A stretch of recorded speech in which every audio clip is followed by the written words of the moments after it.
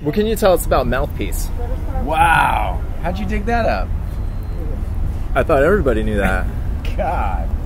I had a group called Still Rain that I guess if you're aware of Mouthpiece, then you've got to be aware of Still Rain. So Still Rain was 5 guys, and Mouthpiece was 4 of those 5 guys. We had overhead. We were on tour all year round. We had a lot of bills to pay, and the circuit we were touring was kind of drying up. There was kind of a changing of the scene back then. You know, it was a totally different scene back then. We'd roll up to a place and play for 7 nights straight. We brought our own production, lights and PA and stuff, and that's what we were paying for. And those kind of venues started drying up, and it turned into more kind of like what we do now. One-nighters, you hit and you go to the next city, and you don't carry your own production. So the scene we were playing, like I said, was drying up. We still had all this overhead to pay. So we devised a way to keep paying the bills, but kind of get Still Rain off the road for a while. That was the idea, because we didn't want to burn out. So the only way we could keep working and not burn out the band at the same time would be just to change it slightly, change the name, go out, play the same venues, and keep paying the bills. And it was designed to be like a 6-month to a 1-year project, at which time it would be nice to bring Still Rain back, and it would be fresh and exciting again, and boom, try to make the most of it. And it didn't really work out that way. Were you able to pay the bills with medication? Actually, I was, because we actually had a semi-real record deal, and they gave us some real money up front to be able to go and do what we are supposed to do.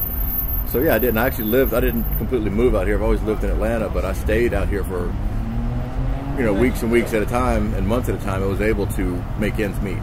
So yes, I can say that I could pay some bills with that band. Are there memorable shows from that era? That band was my first trip overseas. Like Medication was the first band I got overseas with. So that whole first tour, we did like a UK run, and then hit, it wasn't real extensive, but it was Germany and France. That was my first time over there. It took me that long. Like every band I was in would just tour around, but couldn't quite make it over the pond. So finally when we did, so all those tours, all those shows were very memorable, just being in a new country for the first time in my life. So that was completely a good time. And with Bloodsimple, you guys played all over. Bloodsimple, we did. We toured a lot, had a lot of good tours, did a lot of tours in the States. We made it to Australia and Japan and did the Europe thing several times. You did Europe with Alice in Chains. We did, yeah. On their first time back, before they had a record, I guess they were kind of testing the waters to see what they were going to do next, and William was kind of fresh in the band, I guess. And so yeah, that was my first festival tour, like Download and Rock and Ring, Rock and Park, it was with Alice in Chains, who I loved as when I was younger anyway, so that was huge for me to do that. Speaking of William, what can you tell us about Comes With the Fall? William and I both live in Atlanta. Adam still lives out here. And William and I do occasionally get together and jam, and we've actually recorded some ideas, which hopefully one day will be the beginning of the next record. And back in the day, you guys moved out to LA at one point. Yeah, yep. And one of your first supporters was Jerry Cantrell. Yep. He figures back into the story, doesn't he? He does. Yeah, I mean, that was, how cool was that? I mean, Alice had been kind of in the shadows there for a few years, and Jerry's resurgence happened to be on stage with us. We moved out here at a time when he was finishing his record Degradation Trip, and we loving, he was playing it for us. We were loving it. We were learning it all along the way, riding around in the car with him, and we would just hang out. Then when we had a show, he had learned some of our songs. He would come out and get up and do like encores with us on our tunes, and like, how cool is that? And then we'd end up going back to our rehearsal space and jamming Alice in Chains songs all night. And so when he was ready to go on tour, it was it was almost unspoken. He was kind of like, well, you guys, I booked a tour. You want to be my band? Here's the set list. We're going to start rehearsal. Boom, and Comes With the Fall can be the opening act. We're like, dude, this is, yes. Our answer is yes. Let's talk about MonstrO. While you were hanging out in the UK, at a festival. You're hanging out with your brothers. And ATP, Troy, who's in Mastodon. Yep. And Juan was playing his last show with Torche. Yep, at the exact same time, yep.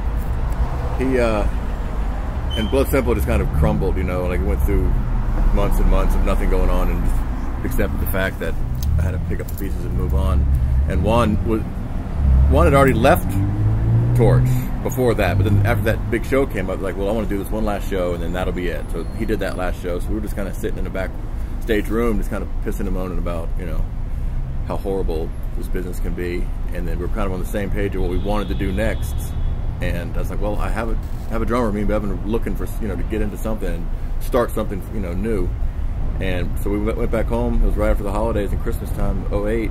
And January of 09, we were in his, you know, studio, basement studio, and started writing and began MonstrO, yeah, right then and there. And day one in the studio, your car got stolen. That was a few months later. Yeah. Yeah, when we went into the recording studio to record all these long instrumental ideas that we had. Yeah, luckily my drums were inside still, but I came outside and was like, something's missing. You know I parked right here. Yeah. Now, looking back on your original vision, did you meet your expectations? I think we fully did. Say yes. I knew it's kind of like we knew what we wanted, but weren't exactly sure how we were going to get there. Like, you know, because we didn't know anything about Charlie. Didn't know the music was so, you know, it was so cool. We didn't know who or what could put over that. Like, I don't know what anyone would sing over this. You know, yeah. I don't want anybody. I don't know. It was open to anything, but we didn't want a screamer. But we didn't know. We knew what we didn't want. But and of course we knew what we wanted when we heard it. So then once Charlie came along and we recorded the record, then when William got involved, everything, listening to the record after it was done, 100% satisfied. Like, that's stage one, you know, and completely happy. And now we've been touring on it, and now already ideas are turning and have songs written for the next records to kind of build off that and keep growing and expanding, you know. When you were in Europe with Juan at the last Torche performance, or his last Torche performance, I hate when this happens. No. It's always like midway through. Shit. No one knowing how the music was going to come out. Oh, you were talking about